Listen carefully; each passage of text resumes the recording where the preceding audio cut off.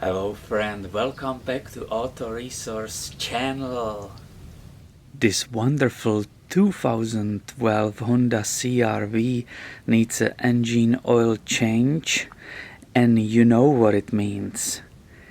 Another great video for you guys, which means before I start the whole engine oil change, I need to park the vehicle on the level surface and make sure the engine is hot, right?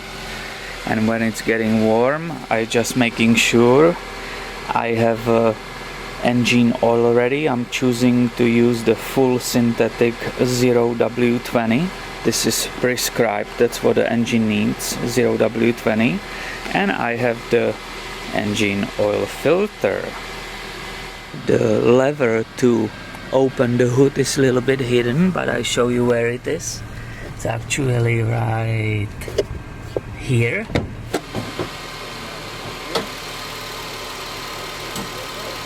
There's not much space underneath this vehicle, so you can either drive it on the ramps or you can lift it a little bit and put it on the jack stands.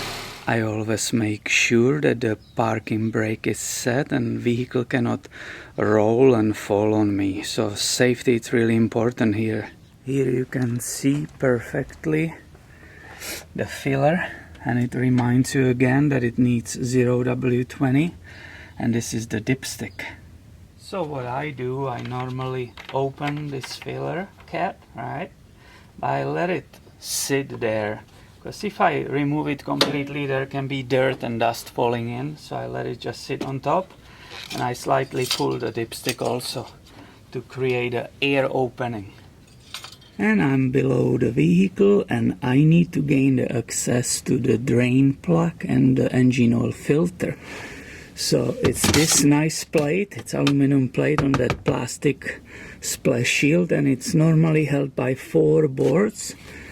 You are using the normal Phillips screwdriver. 1, 2, 3, and the 4th is missing in this case, so it's not here. And all I do, I just need to unscrew those 4 bolts, okay? After all bolts are removed, I just grab this cover and slide it towards the back of car, and it nicely pops away. And that gives me a really nice view of the engine oil filter. And here, this is the drain plug. Now I brought my oil catching drain pan, which is right here. And I will use the 17mm wrench to loose that drain plug. Alright. That drain plug has a washer underneath it. So I want to catch that. Also, when the engine oil is hot, I have to make sure I don't burn myself on it, okay? Here we go, nice dirty. And I can see this washer, it's really nice, it's not scratched or anything. Basically looks brand new. So in this case I will reuse it. Now, the drain plug and the engine oil filter are very close to each other, so if I start undoing that filter, the catching pan is big enough to catch it for me. And nice, it wasn't over tight. I was able, using just my hand, to start undoing that filter, and I will just spin it few spins because it will start leaking oil too, as you can see right now. Cool, and now it's time to take a first break. When the oil slows down dripping or almost stops, in my case I let it drain almost hour, I put the bolt back with that washer, and I tied it right firm. The specs are 40 Newton meters or 30 pounds of torque, which means tight and firm, but you don't want to strip that thread in that aluminum pan, so you have to be careful. Now I have to deal with that oil filter. That's never fun because it's always mess. Alright, that was a blue one, so that means it was original Honda. That normally stops dripping really quickly, just takes few minutes. So I wipe it off that area for the filter, nice and clean, and I'm ready to install the new one. Anytime when it's possible, I pre-fill my new filter with the fresh oil, because that helps in the very beginning when you start the engine with the new oil. That helps with the lubrication of the engine.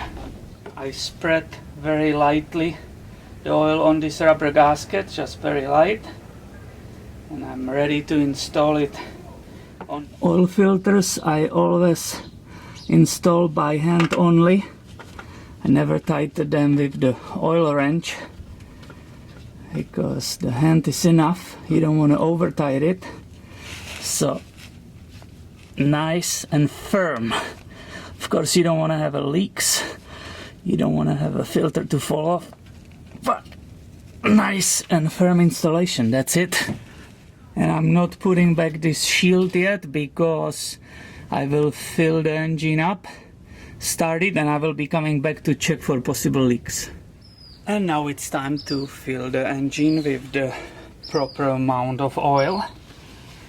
Honda says that this engine needs 4 quarts of the oil or 4.2 quarts when you are replacing the engine oil filter. So I will go ahead and pour approximately 3.5 and then I will stop.